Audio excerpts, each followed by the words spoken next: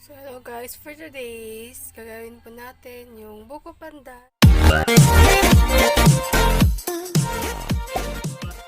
And first, unahin po muna natin lutuin muna natin yung jelly powder for yung inits po. First, we need to dissolve the jelly powder before we put it into heat or boil. Bago natin siya i-boil. So this is our jelly powder. I will be using 2. So for 1 jelly powder is we need 6 cups of water. Ganito po yung gagamitin ko. So for 1 powder we need 6 of this, 6 cup of water.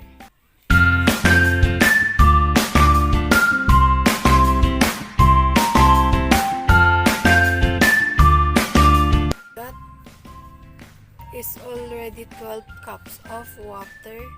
We're gonna dissolve first the jelly powder before we put it into heat.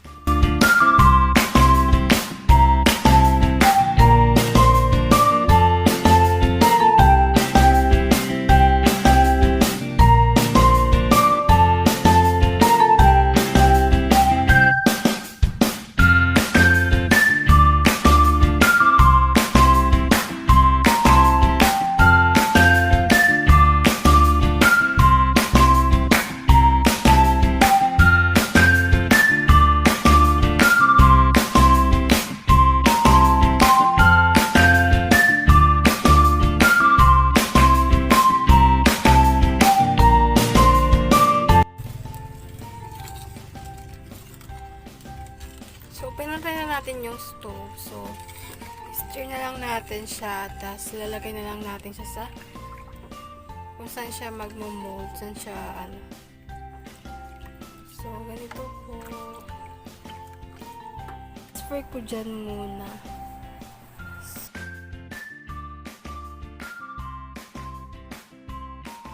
Ang ingredients na gamitin natin is 2 Nestle cream or all-purpose cream, 2 condensed milk, kinat ko sa cube size yung jelly,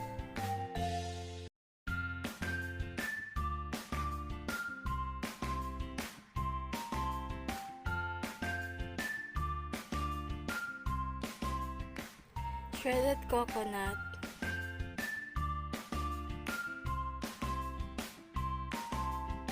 let's start making Buko Pandan.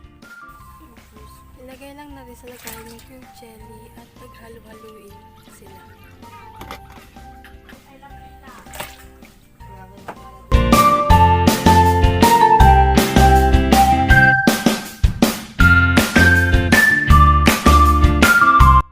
Sunod naman yung shredded coconut ang ilagay.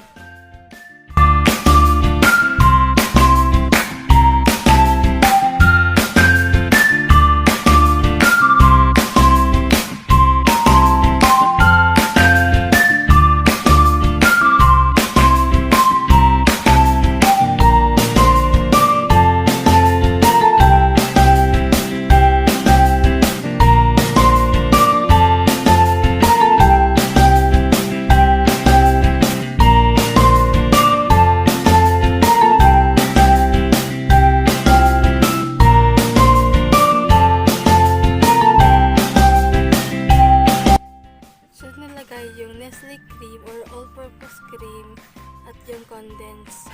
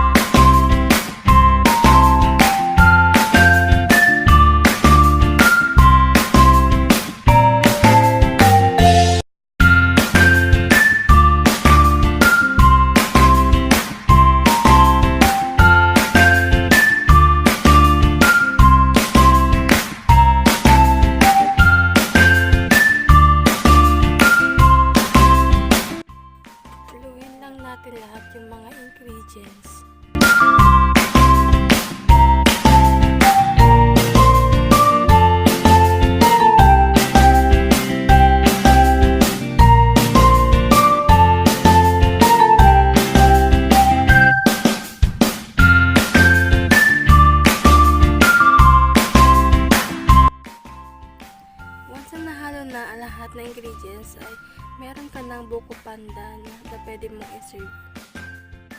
Once na okay na, ilagay lang sa kahit anong lagayan ang Buko Pandan.